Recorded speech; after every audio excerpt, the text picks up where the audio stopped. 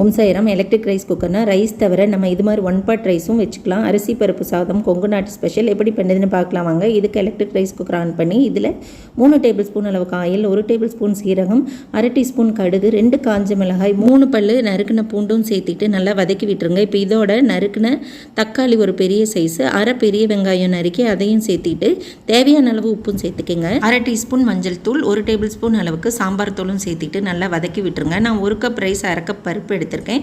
டோட்டலாக 1/2 கப்பு. இதை தனித்தனியாவோ அல்லது ஒன்றாவோ ஊற வச்சுக்கோங்க. இப்போ பார்த்தீங்கன்னா 3 கப் அளவு தண்ணி யூஸ்வலாக வைக்கணும். நான் 1/2 கப் சேர்த்து வைக்கிறேன் எலக்ட்ரிக் ரைஸ் குக்கர் அப்படிங்கிறதுனால. இப்போ தண்ணியும் சேர்த்திட்டு அரிசி பருப்பையும் சேர்த்துட்டு நல்லா மிக்ஸ் பண்ணி கொஞ்சமாக பெருங்காயத்தூளும் சேர்த்து நம்ம மூடி வச்சிட்டோம் அப்படின்னா ஒரு 20 மினிட்ஸில் பார்த்தீங்கன்னா சூப்பரான சுவையான டேஸ்டான அரிசி பருப்பு சாதம் ரெடி ஆயிரும். சாதம் ஒரு 75% குக் ஆகிட்டு இருக்கும்போதே நீங்கள் 1 டேபிள் ஸ்பூன் அளவுக்கு நெய்யும் கருவேப்பிலை கொத்தமல்லி தலையும் சேர்த்து ஒரு கிளறி மூடி வச்சுருங்க. வாமோடு வந்ததுக்கப்புறம் பார்த்தீங்கன்னா சூப்பரான சுவையான